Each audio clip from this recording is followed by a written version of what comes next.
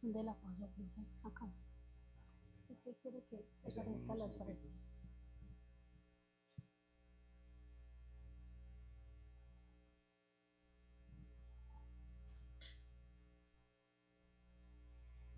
Buenos días a todos. Iniciemos como siempre con una frase muy conocida, obviamente pues de un escritor muy conocido, ¿cierto? Él es el argentino Jorge Luis Borges y dice, le tocó vivir como a todo el mundo, tiempos difíciles. Y sigamos con un párrafo de la Declaración de Independencia de los Estados Unidos que parece muy actual, pero que es de 1776, que dice, sostenemos como evidentes estas verdades, que los hombres son creados iguales, que son dotados por su creador de ciertos derechos inalienables, que entre estos están la vida, la libertad y la búsqueda de la felicidad. Bienvenidos entonces a la serie de charlas Ideas de nuestro tiempo. El día de hoy tendremos la cuarta y última charla, titulada Los desafíos del bienestar. Aprovecho la oportunidad para agradecerle a todas las personas que siguieron esta jornada de charlas.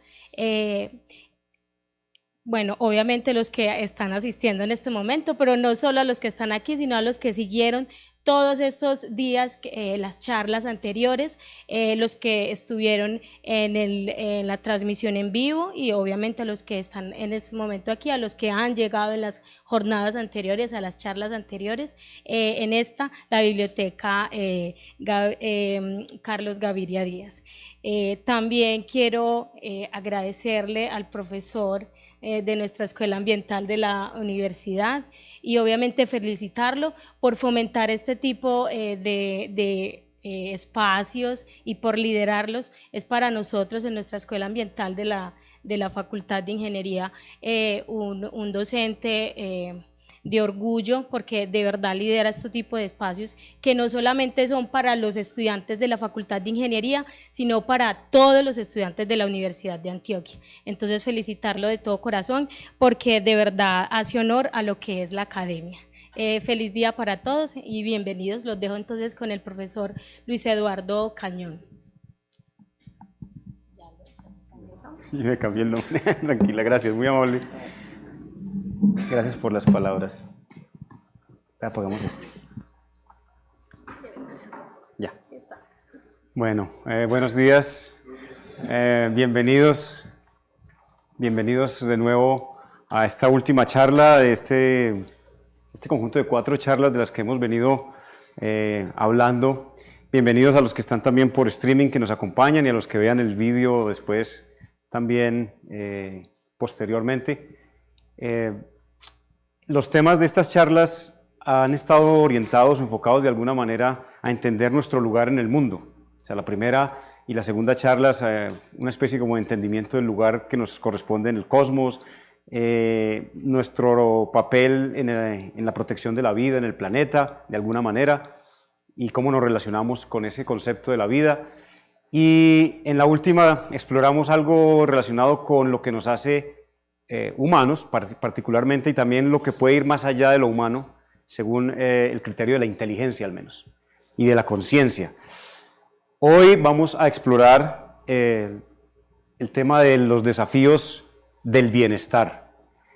Preparando esta charla me di cuenta que tal vez de los 4 es el más complejo, el más difícil de asimilar, a pesar de que es un tema que creo que para todos es relativamente claro, o sea, qué significa el bienestar personal, al menos. Pero vamos a indagar entonces sobre ese concepto del bienestar y los desafíos que enfrentamos hoy en día de cara al futuro. La frase con la que empezamos, particularmente la primera, es interesante porque ahí comienza un concepto del bienestar que no se tenía antes en la historia de la humanidad.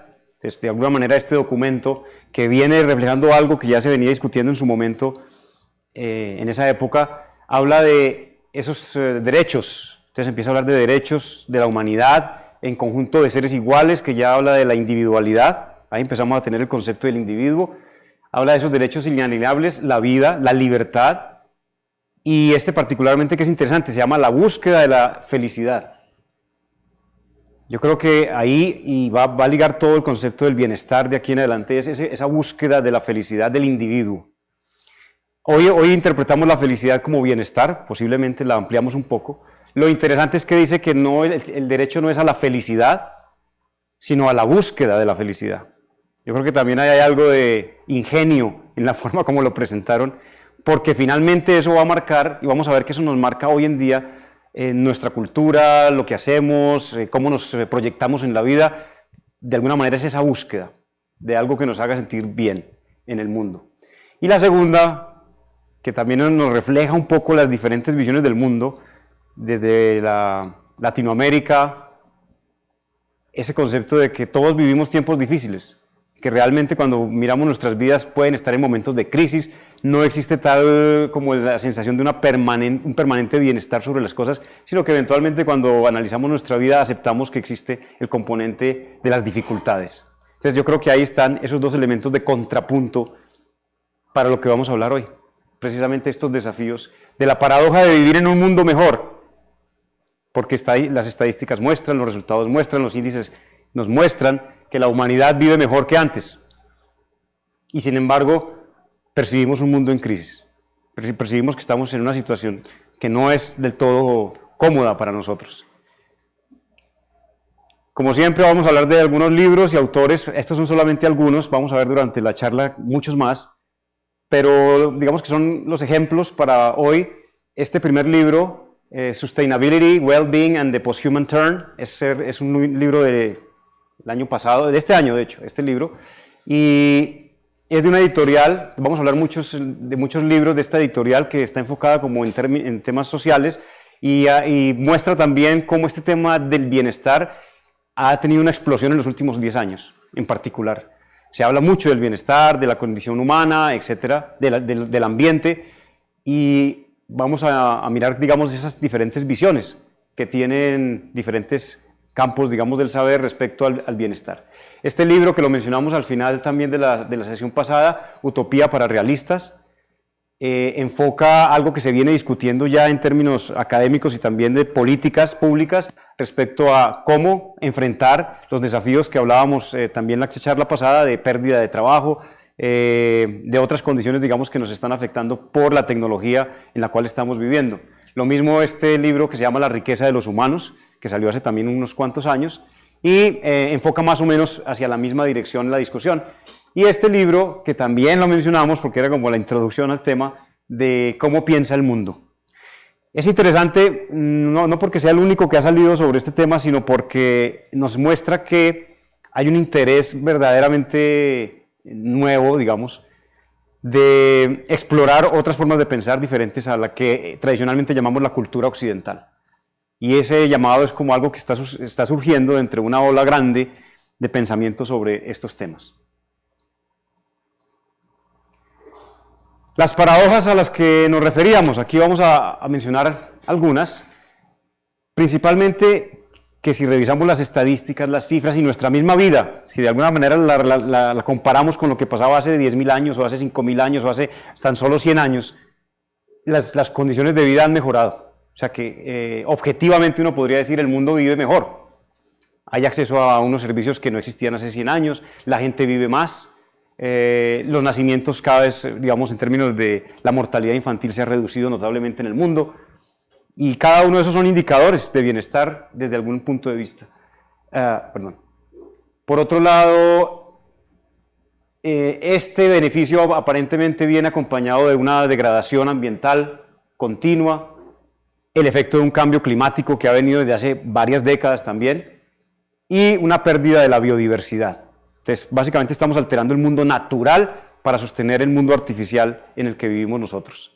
Y sin embargo, también, a pesar de esas mejoras, percibimos también un descontento generacional de muchas cosas, especialmente en la política, pero también en la forma en que vivimos. Lo hemos vivido estas semanas, particularmente aquí en Latinoamérica, en el mundo. Hemos visto una cantidad de revoluciones en el 2019 de diferentes propósitos, de diferentes motivos, pero todas llevan a algo en común, y es que la gente se manifiesta en las calles ante las realidades de unas estructuras políticas existentes muy fuertes, muy consolidadas, y de alguna manera es una manifestación de un descontento. Hay mayores inequidades, también, a pesar de este supuesto beneficio general, muchas personas viven todavía por debajo de la línea de pobreza. Muchos que están por encima de esa línea de pobreza también están viviendo en condiciones muy precarias, así que la humanidad como un concepto unitario no existe. Existen personas que tienen diferentes situaciones de vida y que enfrentan su vida diariamente de maneras diferentes. O sea que de alguna manera la gran paradoja de todo esto estaría involucrada en estos dos términos. Por un lado, integración. Vivimos en un mundo más integrado, globalizado, nos conocemos todos, sabemos qué pasa en Hong Kong en 2 minutos y también sabemos lo que puede pasar con los indígenas Nasa en Cali en el mismo tiempo. Y toda esa territorialidad, ese concepto de la localidad integrada totalmente en la globalización. Pero por el otro lado estamos desintegrando todo eso. O sea, hay una desintegración real en ciertos elementos y otras que nos muestran que todavía no estamos cómodos con esto.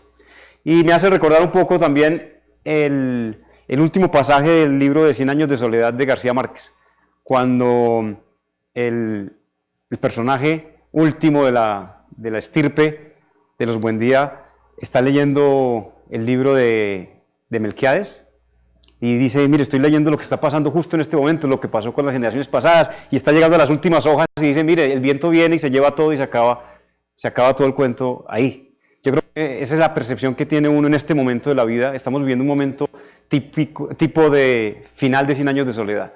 O sea, sabemos todo, tenemos toda la información disponible, pero estamos en la última hoja y la hoja es nuestra vida misma en este momento. Es una percepción, obviamente todos, como decía Borges también, hemos vivido esa realidad de crisis, pero hoy en particular la sentimos como sobre todas las dimensiones del mundo. Y obviamente pues el tema es el bienestar. Entonces, ¿qué es el bienestar? Vamos a ver que hay diferentes perspectivas. Todas van a conducir finalmente a un criterio o criterios muy parecidos, pero en principio vamos a trabajar como aquí se me salió lo ingeniero, que va a trabajar los 3 ejes en el espacio de lo que pareciera ser la discusión sobre el bienestar. La imagen de las rocas sobre otra, que trae la idea del equilibrio inestable, una situación, pero también de alguna manera construir el bienestar pareciera ser algo parecido a construir esa pila de rocas. Es decir, estamos construyendo elementos que nos dan una sensación de progreso hacia arriba, pero todos esos elementos están en equilibrio. Es decir, una sola roca que se salga por una pequeña fracción hace que toda la pila caiga. En ese sentido hablamos de visiones, por ejemplo, en términos del bienestar general que estamos viviendo ahora, visiones optimistas del futuro. Entonces, hay personas que lo ven con optimismo, aunque con desafíos. Hay visiones catastrofistas que dicen, mire, no, sigamos como vamos, que esto lo va a arreglar la naturaleza de su manera y nos va a mostrar un colapso civilizatorio. Hay otra dimensión que tiene que ver con el bienestar desde el punto de vista del individuo. Entonces, que aceptamos que el bienestar es de la persona y todo lo demás es simplemente una realidad que apoya ese bienestar. O, en el otro extremo de esa dimensión, lo colectivo. O sea, cómo entendemos como colectivo ese bienestar, incluyendo al final el concepto planetario o ecológico de la vida en este planeta. Entonces, esa es otra dimensión grande que hay. Y finalmente, el concepto racional del bienestar, cuantitativo, basado en indicadores que dicen, mire, esto ha mejorado, esta condición está cambiando, etc. Y otro que está en el otro extremo, que es el afectivo, el relacional. O sea, como decimos, nosotros no somos indicadores, números, índices, sino posiblemente una cuestión de afectos, de cuidados con la sociedad y con la naturaleza en la cual estamos. Entonces, entre esas dimensiones vamos a hablar en esta charla. Vamos a hablar primero de la parte del optimismo y el catastrofismo, las dos visiones de este mundo sobre lo que estamos viviendo realmente en la actualidad. El primero hablemos de esa noción catastrofista del fin de los tiempos. Y es algo que no es de hoy. Sabemos, digamos, desde el tiempo de Malthus, que hablaba, por ejemplo, del crecimiento poblacional, iba a causar un consumo de todos los recursos disponibles, iba a generar una crisis que iba a producir un descenso en la población. Esto estamos hablando ya hace 200 años, hablando de esto. En los años 70, algunos de aquí de pronto tienen ya la memoria, en ese momento salía este libro, en los años 70, que fue una década muy asociada con estos movimientos de derechos civiles, del concepto del bienestar, de los individuos, etc. Sale este libro que se llamaba Los límites del crecimiento, del Club de Roma, que todavía existe, Y en ese libro se muestra una cantidad de modelos que simulaban la situación del planeta y decían, miren, muchos de ellos llevaban al colapso. Decían, la población va a disminuir, los recursos alimentarios van a ser completamente utilizados, el planeta no tiene la capacidad para soportar poblaciones de más de cierto, digamos 2.000 o 3.000 millones de personas, y ¡pum!, iba a colapsar todo. Y ese fue como el criterio de los años 70. Y fue un libro muy poderoso, muy instrumental, digamos, en las políticas, en muchos conceptos, pero no pasó. No pasó. Entonces vamos ya en dos puntos de crisis. Él decía que esto iba a pasar. Esto fue como la modelización de lo que decía Malthus y no pasó. ¿Qué pasó ahí? ¿Recuerdan ustedes la Revolución Verde, que se llamó? Básicamente la aparición de los fertilizantes, los abonos, el crecimiento, digamos, de las biotecnologías para procesar comida o producir comida en mayor abundancia en el mismo terreno. Y de repente esa crisis se aplazó. Digamos que se aplazó. Entonces, hay un libro que salió hace poco que se llama Revisitando los límites del crecimiento, que vuelven y dicen, miren, no, pero lo que pasa es que se corrieron los parámetros, pero esto sigue siendo vigente y sigue como evolucionando hacia la idea de que podemos llegar a una catástrofe de reducción de población. Este libro que salió hace un año, 2 años tal vez, El planeta vacío, que está lo tiene Coprudea en la librería, va como en el contrapunto y dice, al contrario de lo que están suponiendo todos, que la población sigue creciendo y creciendo hasta alcanzar un estado estable de 12.000 millones hacia los 2050, este libro argumenta que vamos es para el otro lado. O sea, lo que dice es, la población al contrario va a disminuir y nos vamos a enfrentar a una disminución sistemática de las poblaciones en los países. O sea que lo que traigo aquí a cuento es que podemos básicamente estar asistiendo a un punto de quiebre en la población, en el que no va a haber capacidad de recuperación. Entonces lo que ellos argumentan es que la población se va a ir acabando simplemente porque la gente no tiene hijos, están en otros proyectos de vida, de alguna manera se reducen las tasas por debajo de un número mágico que es el 2.1 de reproducción, y entonces la población simplemente vamos hacia allá. O sea, no hay forma de... Y eso lo ha logrado no las bombas nucleares ni ningún tipo de amenaza de guerra, sino básicamente la educación. El hecho de que la gente más educada tiene proyectos de vida, está asociada a lo que vamos a ver de la cultura y la gente decide tener menos hijos y eventualmente eso hace que la población no crezca. Entonces ellos asumen que, o argumentan que la población de hecho va a decrecer en este periodo y que no va a llegar a 12.000, sino posiblemente 10.000 y a partir de ahí empiece a bajar. Hay libros también que hablan de el efecto de colapso de civilizaciones. Por ejemplo, de Jared Diamond, que fue un escritor también muy famoso y es famoso, polémico por muchas de sus cosas, pero dice, muchas civilizaciones han fallado porque hicieron uso exhaustivo de sus recursos naturales y desaparecieron, digamos, la posibilidad de continuar. Esto es polémico, no es solamente el ambiente, hay otros elementos obviamente que afectan, pero en principio va dentro de la línea catastrofista. En principio, la gente habla de estos elementos para definir si una sociedad está llegando a un colapso o llegando a una posibilidad de colapso. Uno primero es un cambio climático. Y lo estamos experimentando, está creciendo ese cambio climático. Una degradación ambiental, que normalmente ha sido local, pero ya la vemos a nivel global, también en aumento. El hecho de que existan desigualdades y oligarquías que tienen controles sobre los recursos, lo estamos viviendo, precisamente. El hecho de que las sociedades se hacen más complejas, y eso los hace más difíciles de manejar, e incluso de que en una eventual caída, el efecto es genérico sobre toda la población. Entonces, complejidad y burocracia creciente en el planeta. Y habla de otros dos que pueden ser, dice, bueno, impactos externos a esos procesos. Dice, cuando una sociedad es tan compleja como la nuestra, cualquier tipo de impacto, una peste, una epidemia, o posiblemente también el impacto de un meteorito pequeño, puede alterar toda la configuración de esa sociedad. El azar y la mala suerte tienen que ver también, de alguna manera, con el hecho de que hay cosas que no controlamos, la incertidumbre propia de estas predicciones. Y finalmente algo que sí, pues todos tienen en común es esta maldición de los grandes números. Y es algo que vamos a ver cuando hablemos del bienestar.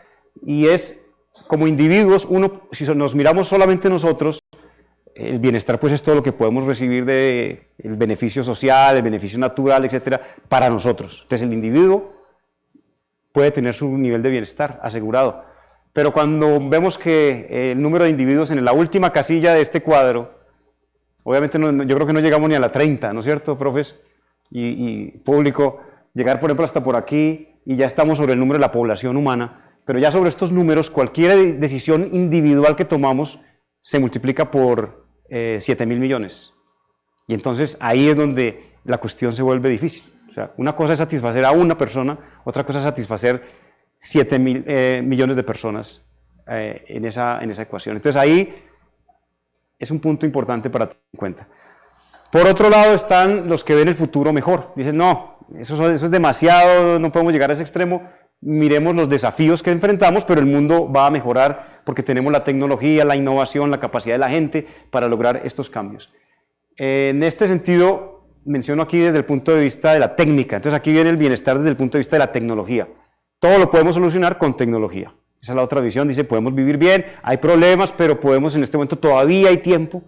Hace poco unos científicos sacaron una carta, un mensaje que dice, esto es crítico, pero todavía tenemos una oportunidad de lograr un cambio con ciudades, viendo ya el asunto urbano, que obviamente la población es mayoritariamente urbana, ciudades sensibles, inteligentes, persuasivas, se llaman ahora también. Están los diseñadores urbanos, hablan de las ciudades persuasivas que más o menos nos orientan los gustos, los intereses o posiblemente también nuestras acciones y tareas, conectada completamente con todo.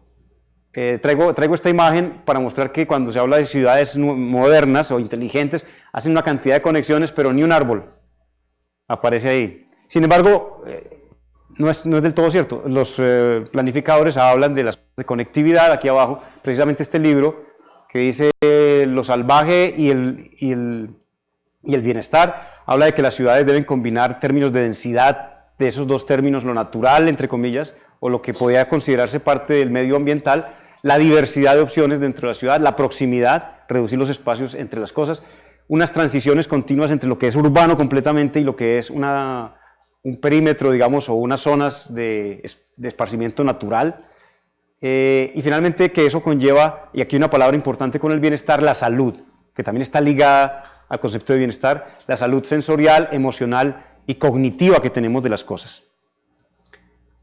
Obviamente es una ciudad conectada de conocimiento y llena de información y llena de todas las posibilidades. Este documento lo produce la Academia de Ciencias de los Estados Unidos hace 2 años, se llama Los retos del siglo XXI en términos de ingeniería ambiental. Y estos son los retos. El primero es sostener el suministro de alimentos, agua y energía en forma eficiente a la población. El segundo es frenar el cambio climático y adaptarse. Obviamente estamos hablando de grandes temas, cómo hacerlo es muy complejo, pero esto es lo que supuestamente debemos enfrentar ahora. Diseñar un futuro sin contaminación ni desperdicios, crear ciudades eficientes, saludables y resilientes, ese es el otro término que aparece ya mucho en la literatura, fomentar decisiones y acciones informadas de los actores sociales, o sea, aceptar que digamos, la gobernanza de las comunidades y prepararse para abordar un futuro nuevo. O sea, básicamente van a cambiar las condiciones, aceptemos y preparémonos para ese futuro. Pero esta es una visión optimista. Hasta aquí, digamos, es el primer eje, el eje que habla de lo que tecnológicamente estamos enfrentando. Miren que no hemos hablado todavía del ser humano, lo que somos nosotros, pero por ahora esto sería, digamos, desde el punto de vista de ese ambiente en el cual estamos involucrados. Entonces aquí aparece una cuestión de alguna manera de espacio. Aquí hay una imagen, un diseño verde, un edificio con plantas. O esta casa que está construida en el árbol, una comunidad que vive en esa casa, en Borneo creo que es esto. Entonces, viven en el árbol, la casa del árbol. Obviamente la densidad poblacional aquí es más alta que acá y las características de esta cultura son totalmente distintas a esta. Pero de alguna manera la pregunta es esa, el 50-50 en términos de 50% de espacio para la naturaleza, entre comillas, y el 50% para el humano y su desarrollo, sino somos realmente parte de la naturaleza. O sea, el 50% es parte de nuestra naturaleza. Y dejarlo de lado implica que posiblemente nosotros también vamos a sufrir los efectos de ese malestar que está viviendo el otro lado de nuestra naturaleza. Hay un libro que salió también hace unos años, 1999, de un filósofo que creo que es muy conocido acá también, Edgar Morin, la Universidad de Antioquia, creo que le dio un título honoris causa a él. Edgar Morin escribió un libro que se llama Los 7 saberes necesarios para la educación del futuro. Y es un libro pensando en precisamente lo que nos íbamos a enfrentar y que estamos viviendo hoy. Yo les recomiendo que lo miren. Habla, por ejemplo, de lo que debemos enseñar nosotros incluso como temas generales en la universidad, las cegueras del conocimiento, aceptar el error y la ilusión del mundo en el que vivimos. Y que el conocimiento y los índices y todo lo que tenemos posiblemente nos hace ciegos a otras realidades.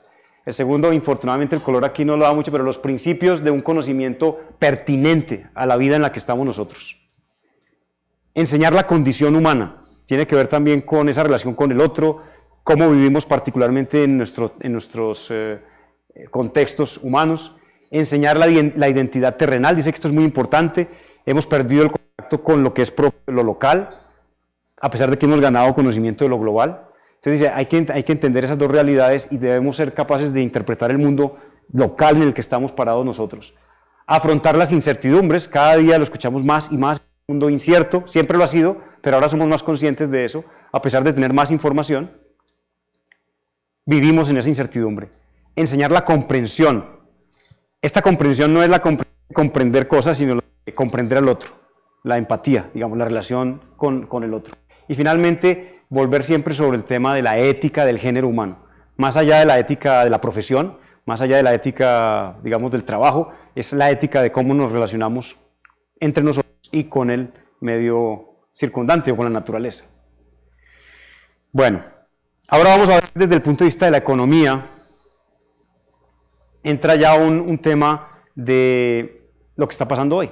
Entonces, estos libros que mencionábamos, La utopía para realistas, La riqueza de los humanos, empiezan a hablar de un tema que hoy en día parece ser un común acuerdo, parece estar llegando, según lo que uno ve o percibe, un común acuerdo en lo que será el futuro desde el punto de vista del bienestar económico, al menos el bienestar económico.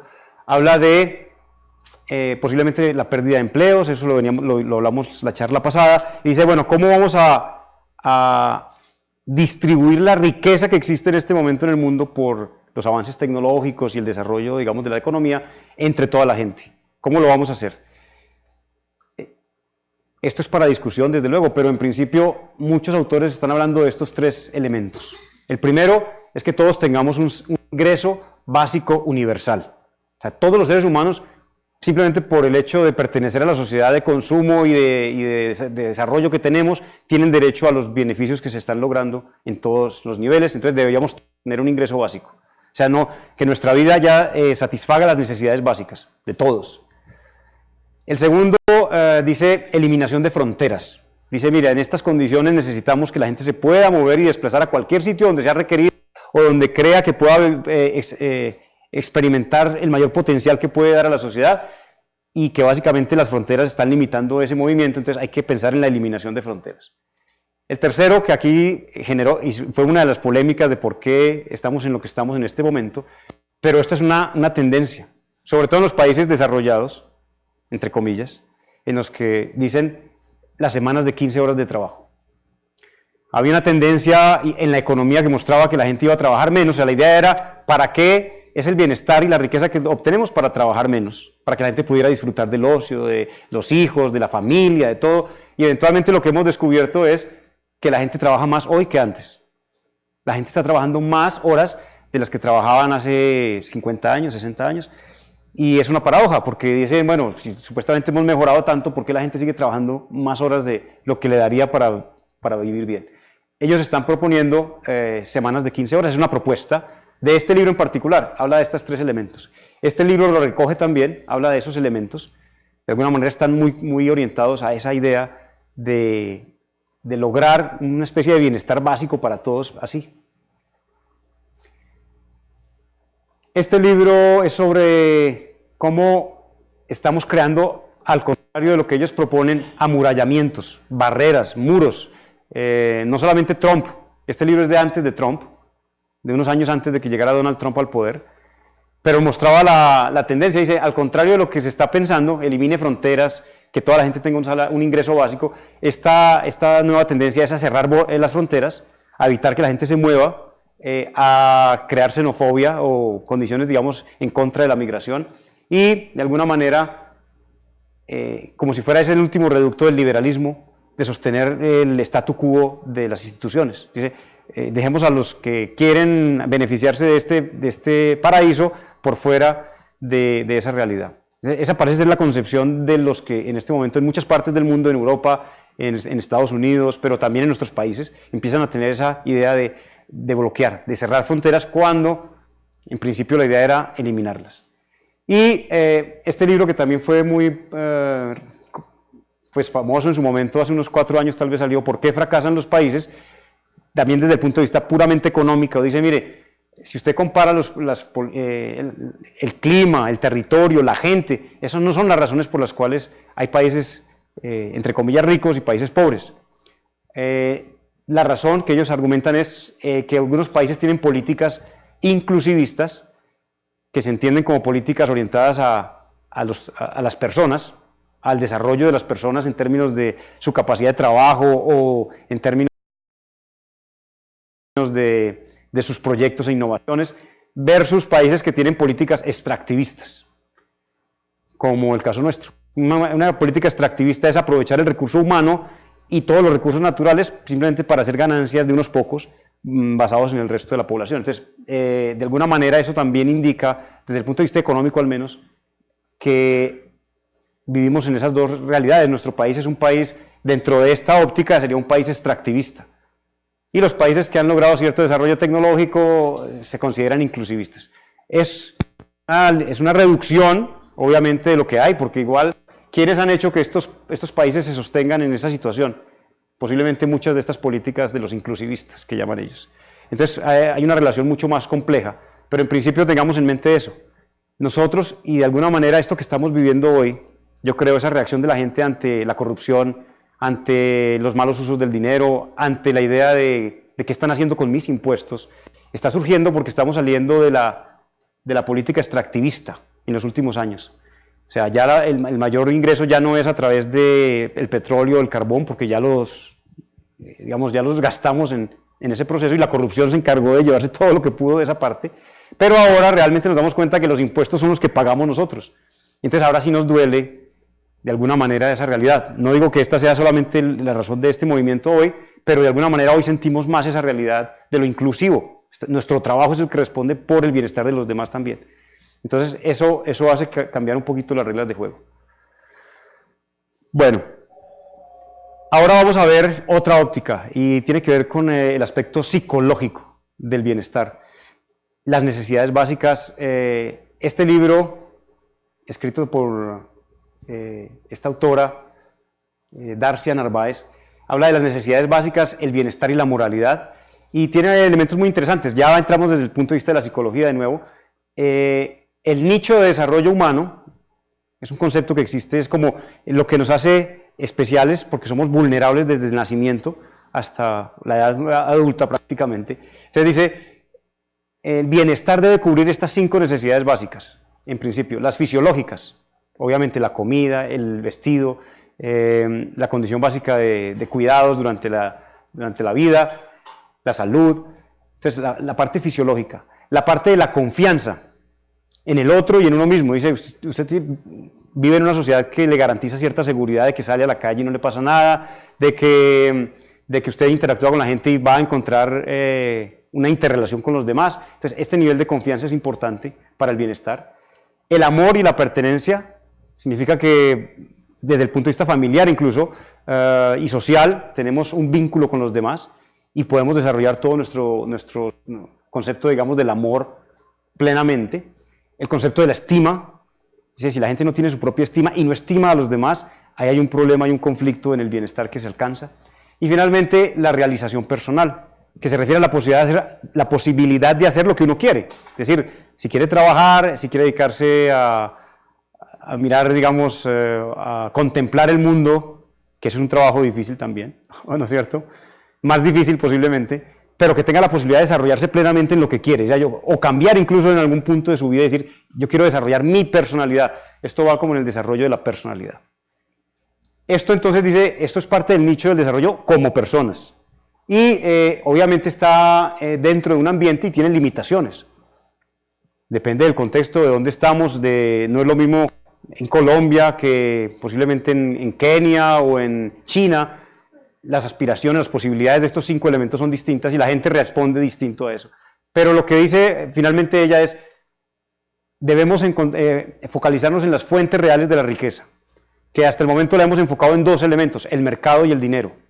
Para nosotros la riqueza está en el mercado y en el dinero, mientras que las fuentes reales de la riqueza son los sistemas ecológicos y los sistemas sociorrelacionales, es decir, cómo nos relacionamos entre nosotros. Y plantea que especialmente debemos atender a la niñez. Los primeros años, el desarrollo de la gente, de los niños, es lo más importante para que eventualmente estos 5 elementos florezcan de manera adecuada. Esta es una visión hedónica, como les decía, digamos desde la visión de Aristóteles, que dice el desarrollo pleno del florecimiento de las capacidades humanas en esto.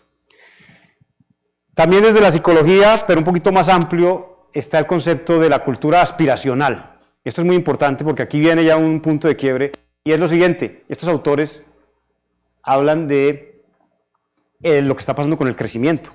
Dice, mire, el bienestar es de las personas. O sea, ellos se enfocan en esto y dicen, digámoslo, que el bienestar es de cada uno, realmente. Una cosa es que lleguemos a un bienestar común, incluso la naturaleza de alguna manera hace parte, somos parte de la naturaleza, pero el asunto es que somos los que sentimos ese bienestar.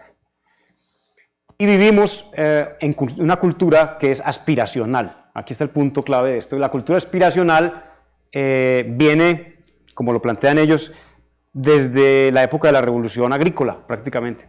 Hace 10.000 años empezamos ese proceso aspiracional, de división del trabajo, de posibilidades de cada uno, etc. Eventualmente, hoy en día está basada en un número que es el Producto Interno Bruto, el crecimiento económico. Ese indicador del Producto Interno Bruto tuvo un origen loable. El mismo creador dice, yo lo creé para más o menos comparar situaciones de los países, buscando entender cómo estaba el progreso de cada uno. Pero él mismo decía, el autor del índice, dice, pero yo no quería que lo utilizaran como el índice para explicar todo lo que podía explicar la economía con el Producto Interno Bruto. Resultó ser muy efectivo y hoy en día estamos bajo todavía la hegemonía del crecimiento. Hoy hablamos, Colombia dice, pero ¿de qué se queja el país si estamos creciendo más que la región, al 3.1%? Y la gente le dice, no, pero es que eso no es el número, eso no indica realmente lo que está pasando. Entonces, la cultura aspiracional no favorece el bienestar de las personas. Hoy en día, y la pregunta es ¿por qué? Y bueno, lo que ellos proponen es, el desafío del bienestar hoy es que la cultura aspiracional de hoy nos está proponiendo cambios muy rápidos.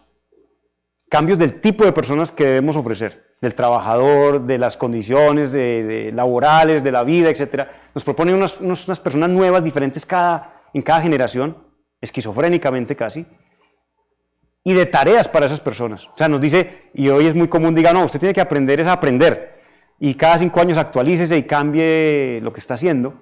Entonces dice, la gente no desarrolla la personalidad, que es un aspecto fundamental del bienestar, es decir, quién soy realmente, eventualmente, si todo me lo cambian cada 5 años, ¿qué soy? ¿Qué es lo que realmente me convierte en esto? Y viene aquí 2 imágenes que ligan un poquito esto. La primera, ustedes lo conocen, Diversity. Me imagino que algunos han ido con sus hijos a Diversity. Desde la más tierna infancia, la cultura aspiracional está ahí. O sea, nos dice, ustedes tienen que ser productivos, tienen que buscar un trabajo, tienen que tener una tarjeta de crédito para sacar plata y cuadrar balances y moverse. Esta es la cultura en la que estamos inmersos. Esto no es de Estados Unidos, esto es de aquí. Y Diversity está en los centros comerciales y la gente va allá y lleva a los hijos y se despreocupa unas horas y no sabe que adentro estamos básicamente fomentando la cultura aspiracional. Y lo otro es esta imagen que es también reciente. No sé si de pronto lo han visto, en YouTube está apareciendo esta publicidad ahora en los vídeos. Dice, este personaje tiene, digamos, entre 40 y 50 años, digamos, más cerca de 40. Está hablándole a un grupo de jubilados. Es un programa que tiene por venir en este momento, pero la idea es hacerlos productivos. Entonces, yo lo que quiero mostrar aquí es, mire, desde la cuna hasta la tumba prácticamente. Este señor le está diciendo a esta gente que no sabe hacer cosas, básicamente. Le está diciendo, yo le voy a enseñar a vivir una vida productiva, a que haga portafolios de servicios, a que sean innovadores. Entonces, lo que quiero plantear con esto es, miren que la cultura aspiracional es eso, es decirnos, hasta el día de su muerte usted tiene que producir. Su aspiración es producir algo, no se puede quedar quieto. Ahora, no estoy diciendo que esto sea malo en naturaleza, pero ¿por qué no escuchar a ellos de sus experiencias de vida, de cómo fue su historia, de qué cuando nos cuentan sus cosas? En la cultura aspiracional dejamos a los abuelos, a los mayores, y seguimos nosotros nuestro camino y que ellos también sigan su camino y se defiendan de alguna manera hasta el último momento. Este libro está aquí en la biblioteca, Ser viejo no es estar muerto, es un autor español y refleja esa realidad. Dice, mire, los países en Europa están envejeciendo, esa realidad que decíamos de la curva de crecimiento de la población ya existe allá, y dicen, aquí por ejemplo las ciudades tienen que pensarse ya no con jardines de primera infancia, colegios y escuelas, sino con centros de cuidado, de desarrollo, digamos, para gente mayor. Entonces pues, está cambiando la configuración de ciudades y de cómo viven allá, y de alguna manera que los mayores tienen que cuidarse con mayores, con gente mayor también. Entonces esto es parte de lo que genera esa inmovilidad o la misma migración, el hecho de que la gente no se pueda mover hace que ellos están ávidos de tener gente joven que renueve esa población, pero el caso es que hay una cultura completa de la vejez, pero ya en el sentido de que tiene que ser productiva, en el sentido de la emoción, vivirla bien, pero también se va a encontrar con que la gente casi toda está en un rango de edades muy alto, ya no consume tanto, cambian las condiciones de vida completamente bajo una perspectiva de envejecimiento. Colombia está en esa tendencia también.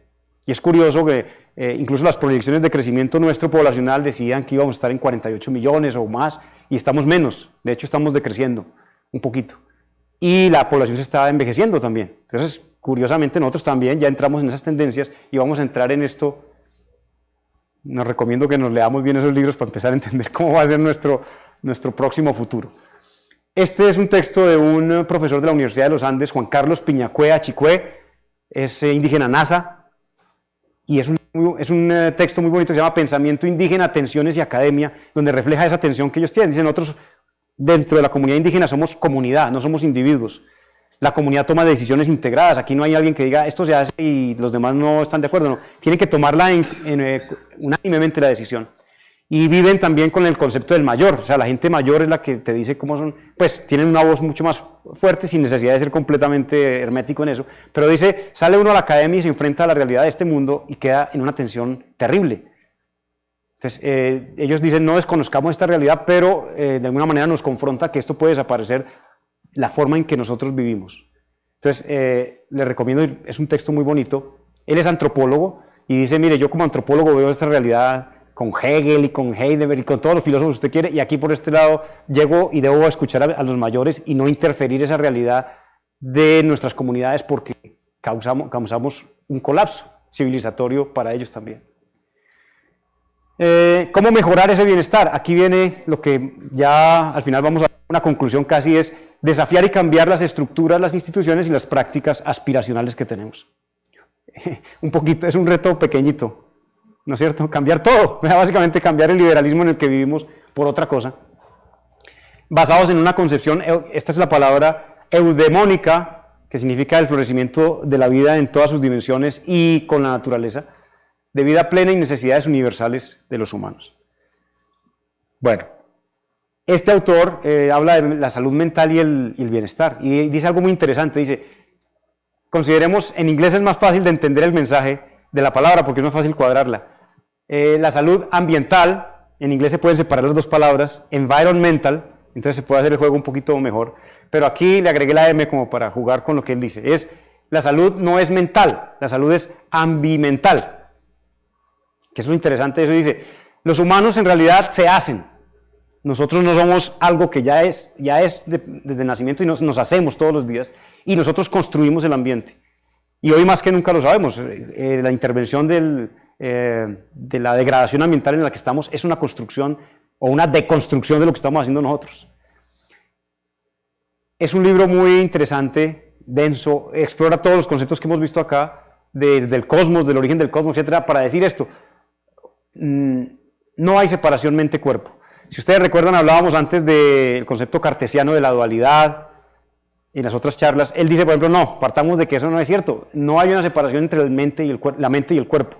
Entonces, no existen las enfermedades mentales en realidad, existen las enfermedades de lo físico y lo ambiental, lo que percibimos y mentalmente pues asumimos ciertas cosas, pero dice, realmente es como una desatención de factores ambientales que pueden causar que la gente responda de una manera u otra en el contexto en el que están. Entonces, realmente es una postura fuerte que dice, el ambiente es el que condiciona también el hecho de que nosotros digamos que una persona está enferma mentalmente. que un niño es hiperactivo, porque la sociedad lo condiciona para hacer ciertas cosas. Entonces, ese tipo de comportamientos los asociamos con una enfermedad. Y finalmente dice, bueno, y todo esto no es un problema de la percepción de la gente, o sea, no es que la gente perciba la ansiedad, el estrés, la depresión, etcétera, la desilusión, sino que finalmente es un problema de concepción de la sociedad como la vivimos, que presiona a la gente para que alcance objetivos, ideales específicos, etcétera, y que hace que la gente pues, pueda sufrir este tipo de situaciones. Particularmente el semestre pasado, aquí en la universidad se vivió eso, y yo me imagino que todos los profesores y los estudiantes que están aquí pueden dar fe de eso de alguna manera. Nos manifestaban, los estudiantes decían, estoy con un estrés muy alto, una situación como de depresión, mucha gente empezó a tomar incluso fármacos sin una receta, es decir, sin visitar al médico. O sea, muchos estudiantes el semestre pasado, por lo que vivimos obviamente la disrupción de un semestre normal, entraron en una especie de depresión, de pánico, de ansiedad, y uno se da cuenta que ahí está, miren, nosotros que veníamos de ver semestres, que eso era el pan de cada día, y la gente se había acostumbrado y entraban y decían, yo sé que voy a estar 2 meses aquí, 4 meses afuera, 2 meses vuelvo aquí. Esa era la realidad de hace unos 4 o 5 años. Entramos en un proceso relativamente tranquilo, la vida se normalizó, entramos en el proceso aspiracional normal y de repente volvemos a sufrir unas alteraciones y la gente entró en ese pánico, la gente joven que no había vivido eso aquí en la universidad. Entonces, algo interesante se ve de eso, que muestra que efectivamente depende del contexto en el que estamos, que la gente reacciona. Bueno, finalmente sustentabilidad. Este profesor menciona esta cuestión interesante, yo creo que también para nosotros. Hoy en día hablamos de la huella hídrica, la huella de carbono, hablamos de los bonos, el intercambio de los bonos de carbono, hablamos de los límites planetarios como indicadores de la sustentabilidad.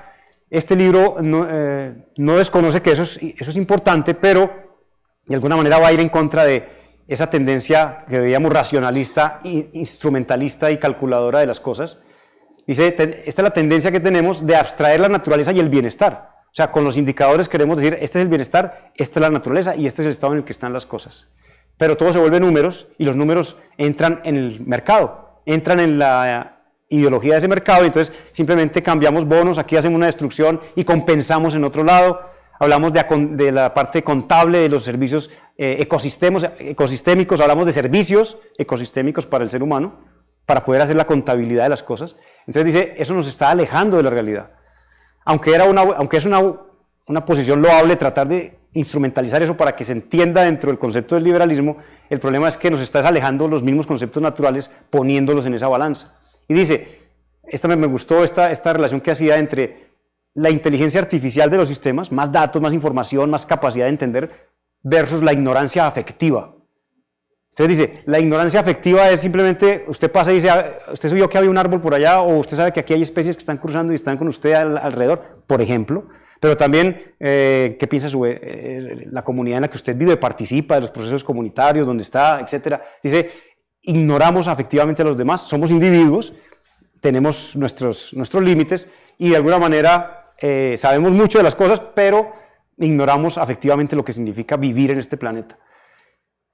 Y él propone ahí como elemento la ética del cuidado. Dice, pasemos más bien como a una ética del cuidado que ha sido fomentada más por el lado femenino, lo que llaman, ¿cuál es el yin y el yang? Creo que es el yang, el yin es el femenino. Bueno, dice, todo ha sido masculino, racional, bien establecido, los números lo entendemos bien, una sola cosita y la podemos entender. Dice, no. Esto es como una mamá cuando dice, bueno, ya tener cuidado de mis hijos y todo. Dice, la ética del cuidado se basa en las conexiones, en los afectos y en las disposiciones cuidadosas con todo lo demás. Es decir, no es porque la ballena vale $1 billón de servicios ecosistémicos, entonces la puedo transar en un mercado y decir, vale más la ballena que el tiburón, hasta ese punto se puede llegar. Vale más un pingüino que una ballena. Bueno, ¿cómo es la cuestión? Sino la cuestión es decir, no, es que la ballena existe, está ahí, ¿por qué tenemos que poner un valor? Es simplemente cuidemos esto, porque esta es nuestra casa, de alguna manera es esto. Pasar de derechos y exigir derechos de las cosas a relaciones con las cosas, y de cálculos a cuidados. Entonces es como el cambio que está fuertemente aquí indicado. Dice, pasar de la ecología que es superficial, que es la de los números y de simplemente las relaciones de modelos y todo lo que sale, a la profunda, que es ese vínculo en el que decimos no es que nosotros hacemos parte, sabemos que somos elemento constitutivo de este ambiente y el bienestar nuestro es el bienestar de todos los que están en ese ambiente. Y finalmente el de políticas, las políticas del bienestar. Estos dos libros son sobre políticas del bienestar. Hacen una investigación exhaustiva de en todas partes del mundo, mirando cómo la gente considera el bienestar. O sea que en ese sentido son inclusivos, no son del tipo, estas son las normas, sino trataron de buscar cuáles son los elementos comunes que la gente asume, hacen parte del bienestar. Y encontraron estos que están acá, que ustedes se dan cuenta y obviamente lo sabemos, estos siempre han estado ahí. La educación, la libertad, la seguridad material de las cosas básicas, la salud física y mental, voy a dejar estos dos aparte al final, ocio y juego, conexión con la naturaleza, el placer, la felicidad, la emoción de vivir, la experiencia estética de disfrutar lo bello, lo que nos rodea, la participación en política y cultura sin que eso signifique, obviamente, un estrés, o sea, que podamos participar abiertamente de las decisiones sociales, culturales, pero en todos los casos hacen énfasis en estos dos elementos. La sociabilidad, o la socialidad, así lo mencionan, y la integridad relacional. Entonces, la socialidad es la capacidad de relacionarnos con la familia, la comunidad, el Estado y todo lo que tiene que ver en los diferentes niveles de relación humana. Entonces, eso es tal vez lo más importante. Todo lo demás viene por añadidura de ese elemento social de conexión. Y la integridad relacional significa tener armonía entre lo que pensamos y lo que hacemos. Y eso todos nos pasa todos los días. No sé, vamos cualquier ejemplo, el pitillo. Pero nos ponen el pitillo y lo aceptamos y listo, sigamos, o el vaso de plástico, seguimos. Y cuando podríamos decir, no, mi raciocinio me dice esto es malo y si usted lo vende con plástico yo no le compro. Y así me pase la sed o lo que sea, no le voy a comprar si usted lo vende en plástico, en icopor, etc. Como un elemento. Pero hay tantas cosas en la vida que uno diría, mire, yo digo que, yo clamo que soy ambientalista o que yo sí estoy como en proceso. La ONU hace unas semanas, para que diga la ONU que la gente deje de comer carne, para que una institución global de ese nivel diga que la gente debe dejar de comer carne es porque la cuestión ya se muestra concretamente, esto nos va a afectar.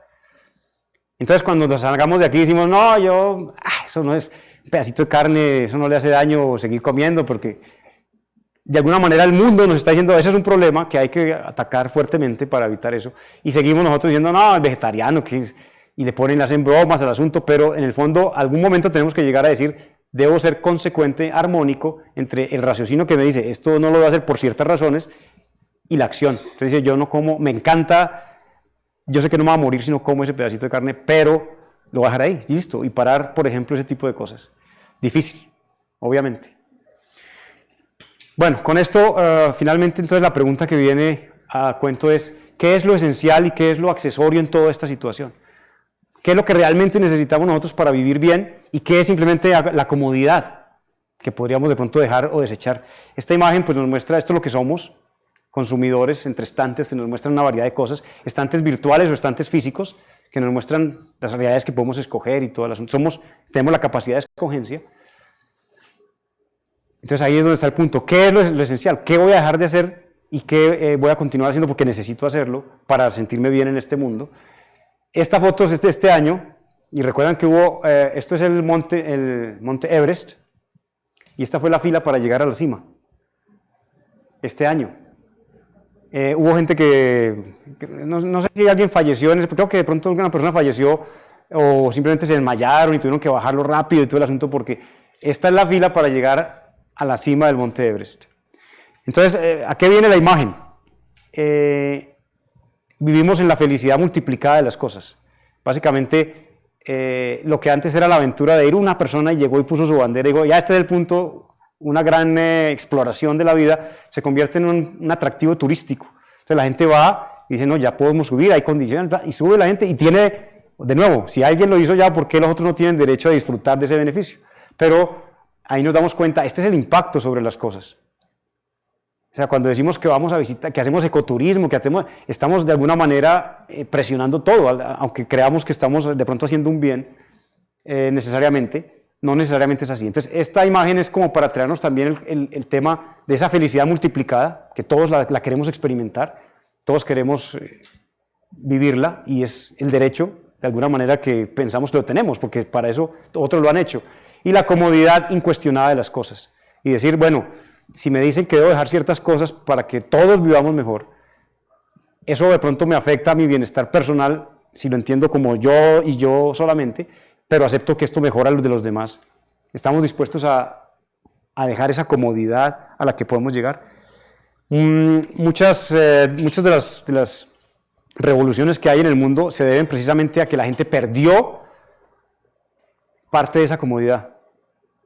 Desde la primavera árabe, todos los movimientos sociales que ha habido en los últimos años se basan de alguna u otra manera en haber perdido elementos de la comodidad básica. Incluso, si ustedes recuerdan, hablaban en Egipto, por ejemplo, el problema principal, ¿cuál fue?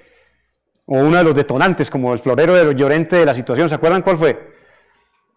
La falta de pan, que no estaban vendiendo el famoso pan que ellos producen allá, un pan grueso, grande. No todos tenían acceso al pan en un momento, dijeron, no, si no hay pan.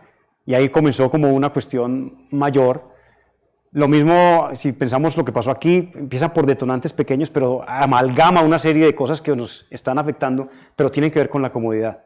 Y de hecho, el hecho de que estemos hablando de bienestar y no de riqueza y no de otras cuestiones en el mundo de hoy, es una indicación de que estamos viviendo una época relativamente cómoda. O sea, no estaríamos hablando del bienestar si no supiéramos qué es, si no lo hubiéramos experimentado y si no sabemos qué significa dejarlo a un lado.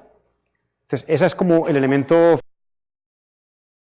final, y con esto quisiera simplemente agradecer, una horita de justo, una hora justo, quisiera agradecerle, quiero dar las gracias también ya cerrando pues como el ciclo, primero pues a la biblioteca Carlos Gaviria Díaz, a Beatriz, a Diana que está aquí hoy presente también, por haber confiado en esta idea, haber dado su apoyo. Esto fue, como lo dije la primera vez también, fue así, esto surgió, hubo la posibilidad, queríamos hacer los temas, les gustó la idea y lo hicimos lo organizamos en cuestión de un día o dos y salió todo lo que fue el ciclo. Entonces les agradezco mucho a la biblioteca, hermoso espacio, gente, el equipo con el que trabajamos, Norbey y su equipo, gracias por todo, que las charlas quedaron grabadas y ahí están para todo el mundo, maravilloso, y más de lo que yo esperaba realmente. A ustedes, por supuesto, porque los que estuvieron aquí las 4 sesiones, les agradezco muchísimo. A los que vinieron una y otra también, enormemente agradecido de ver un público que le gustó estos temas y que, bueno, de alguna manera nos muestra que podemos hacer algo de este estilo amplio en la universidad, en el que podemos participar con temas generales importantes, yo creo que para hacernos como un lugar en este mundo precisamente. Y a la Facultad de Ingeniería, finalmente, a Claudia, que me ha acompañado aquí también con el proceso, digamos, de publicidad en la Escuela Ambiental, en la Facultad de Ingeniería, que también nos ayudaron con toda esa publicidad que ustedes vieron. Yo creo que ahora sí están contentos de que podemos ir a arrancar todos esos afiches que están por la universidad puestos. Ya, se acabó. Entonces, muchas gracias por todo ese apoyo y a ustedes de nuevo muchas gracias por estar. Y ahora sí, profes y público. Espérate, profe, que me gustaría es que no se escuche en la grabación y la gente se queda ahí pensando qué fue lo que pasó después. No, es un ejercicio muy importante que nos traes, que ojalá se pudiera repetir, no solamente por usted, sino por otros profesores de la universidad, es enseñarnos también a llegar a estos autores, pensadores, que hoy nos ponen en un punto de partida de pensamiento muy importante. Lo último ¿qué podemos hacer? Es amarnos, es identificarnos a nosotros mismos, conocer nuestro esqueleto. A veces no sabemos qué huesos tenemos nosotros y estamos manejando, ¿sí? Por ejemplo, la ilíaca que nos friega tanto, esa es una posición muy importante de conocernos. El trabajo en equipo, el saber que sí podemos hacer las cosas, amar la naturaleza. En otras cosas, 3 palabras para terminar: paciencia, perseverancia y ver todo. Una vista holística. Muchas gracias, profesor, profe. Y lo felicito por sus... Gracias. No sé si alguien más quiera... Profe. Permiso, me tengo que retirar porque estoy en la asamblea. Bueno, profe. Gracias. El profe... Bueno. Buenos días. Hola, Julio. profe. Buenos días. Reitero también los agradecimientos que hizo el profesor anterior y que ya en un correo lo había compartido contigo, ¿cierto? Total, sí. Cómo podemos crear estos espacios de reflexión de manera permanente sobre asuntos que nos preocupan como académicos, como intelectuales y en la función que tenemos en esta sociedad. No vi en tu análisis, en la presentación de estas reflexiones sobre el bienestar, la perspectiva de desarrollo humano y de capacidades humanas que han sido abordadas y trabajadas por Masnif, Amartya Sen y Marta Nussbaum, que creo que Sí. dan otra vertiente de cómo debemos construirnos, no solamente individualmente, sino socialmente. Cómo le creamos al individuo en un espacio social, en un entorno, en condiciones sociales, políticas y económicas, la posibilidad de que logre realizar sus necesidades, que son lo que va a determinar el estado de bienestar, de acuerdo con sus aspiraciones. Y dentro de esas necesidades, pues la propuesta de Masnif, que aparecen incluidas en algunos ahí. No solamente lo que tiene que ver con las necesidades básicas de subsistencia, sino también afecto, ocio, libertad, participación, creación, ¿sí? Que son importantes. Esa es una perspectiva, me parece a mí muy enriquecedora, que tiene también una dimensión política importante. Gracias, profe. Solo como un comentario, porque sí, me parece, todos los libros de esa serie de bienestar mencionan a Marta Nussbaum en particular y sus contribuciones, que también ella tiene un doctorado honoris causa de aquí de la universidad y es un referente nuestro de lectura, de pensamiento. Tiene toda la razón. Simplemente quería decir, estos autores están en la base de lo que Marta Nussbaum ha venido planteando, y otros autores también mencionan mucho a Muldrow, que es el que hablaba de la parte de las 5 dimensiones que veíamos del bienestar, y otro que es Hargrave, que también hablan mucho, estos autores los referencian. Pero en particular, Marta Nussbaum es bastante referenciada en estos libros. Gracias por el complemento, profe. Sí. Profesor Julio, felicitaciones, de verdad muy interesantes sus presentaciones, aunque solo estuve en la primera y ahora en esta. Pero con relación al tema de bienestar, yo quería... Ahí se apagó. Espera.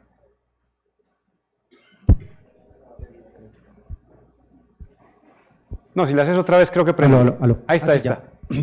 Quería comentar, básicamente, el tema de bienestar relacionado con la demanda y el estrés que genera.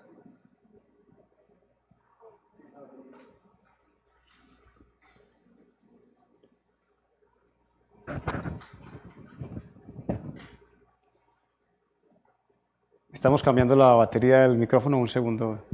Si no, la gente se desconecta por 2 segunditos, se va y ya no le pone atención.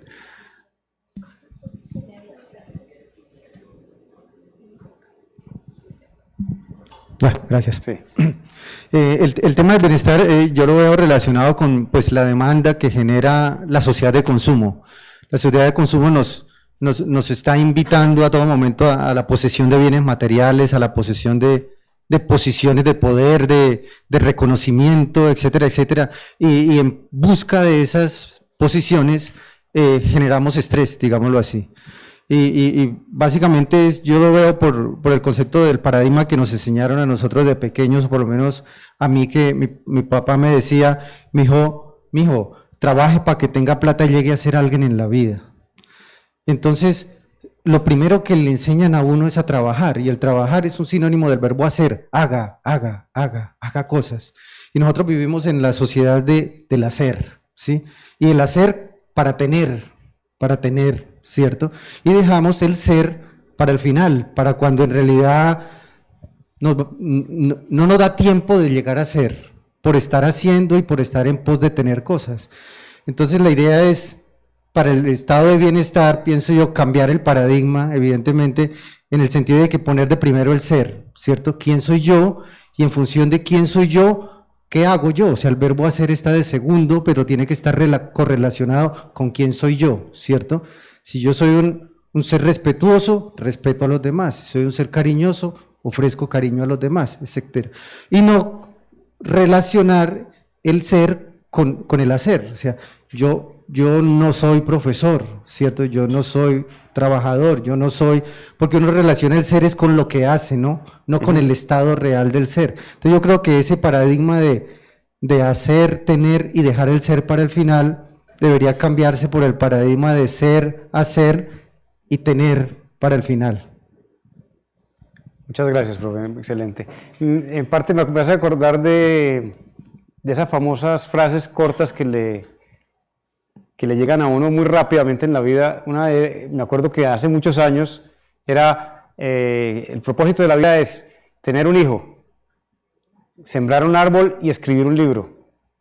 Bonita, en general una cosa interesante porque es lo que tú estás diciendo, reflexionar sobre la vida misma, ser reproductivo, o sea, tener hijos, porque en este momento hay una cuestión delicada, yo creo, aquí no se puede abrir mucha discusión en ese sentido, y es que hay gente que ha interpretado el bienestar como no tener hijos, pero en el sentido de todo el planeta, es decir, no tener hijos. Y yo creo que eso también es una cierta perversión del sentido de ser, de los seres vivos. O sea, tener hijos no es simplemente como una opción, me explico, sí es una opción en este mundo, pero la cuestión es, uno no puede experimentar la mitad de su ser si no tiene hijos, yo diría. O sea, uno como hijo es una cosa, y un hijo no mira a los papás, y un hijo va para adelante, pero uno como papá ve el mundo de una manera totalmente distinta. Y yo creo que eso es algo que si hablamos del bienestar, nos deberíamos dar ese bienestar también. Y obviamente es una cuestión de discusión muy fuerte, porque hay personas que dicen, yo no voy a tener hijos porque esto es traerle más problemas al mundo. Y yo digo, pero es que ese punto es precisamente la mitad del mundo, es experimentar ese concepto que habla de la sustentabilidad, que dice hacia las generaciones futuras. O sea, nosotros realmente, supuestamente hacemos todo esto también pensando en las generaciones futuras. Y la otra frase de los tres que nos llegaban después, la primera fue esa tan bonita, y la segunda era tener casa, carro y beca. Entonces pasamos de aspiraciones de hacer cosas por el ambiente, por tener la familia y por reflexionar sobre el mundo, pasamos a tener cosas, tener un carro, tener la casa y la beca. Esas eran las tres cosas que uno decía, y todavía hoy se escucha ese famoso de 3 palabras. Entonces eso marca, uno no cree, pero ese tipo de frases le marcan a uno el sentido de muchas cosas que hace en la vida, y pues comparto ese punto, profe, de lo que usted menciona. Gracias. Liliana aquí.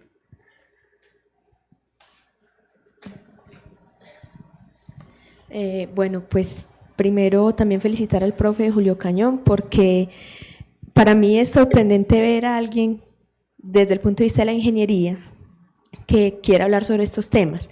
Siempre esperamos que sea un sociólogo, un antropólogo, un psicólogo, alguien que esté como más ligado, pues, entre comillas, a esos temas. Entonces, pues, para mí, desde mi rol, que yo he sido profesora de cátedra, en este momento soy estudiante de doctorado, soy mamá.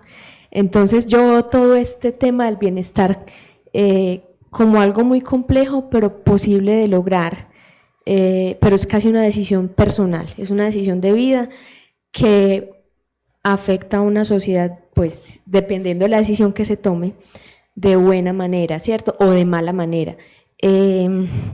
Me parece pues muy interesante esto porque en la universidad se vive, o sea, en lo que es, digamos, infancia, colegio, escuela, se vive como más desde el punto de vista humano. Cuando entramos a la universidad es casi, usted está aquí para producir, usted está aquí para que se prepare y para que sea un buen profesional, para que trabaje mucho o para que escriba, ¿cierto?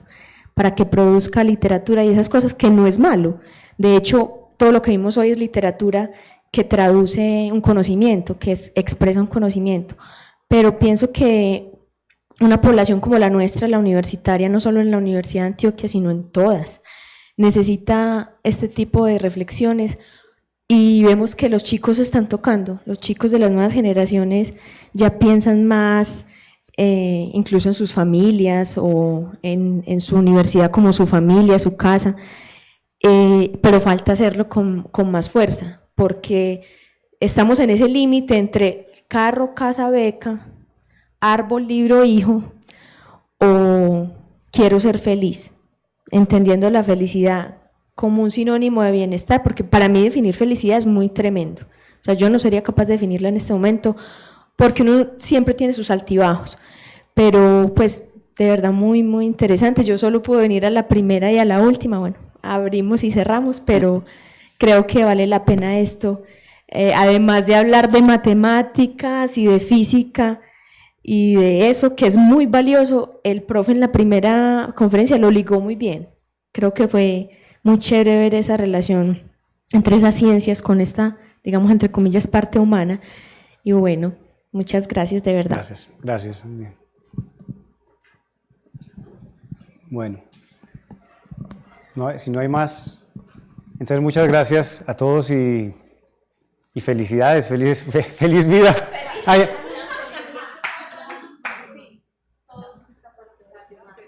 para firmar, sí, por favor, les pido el favor si firman y recuerden, por favor, si pueden hacer la encuesta. Les agradezco mucho todos los comentarios, los he tenido en cuenta y los voy a seguir teniendo en cuenta a futuro, ¿no? También, entonces les agradezco mucho. Gracias.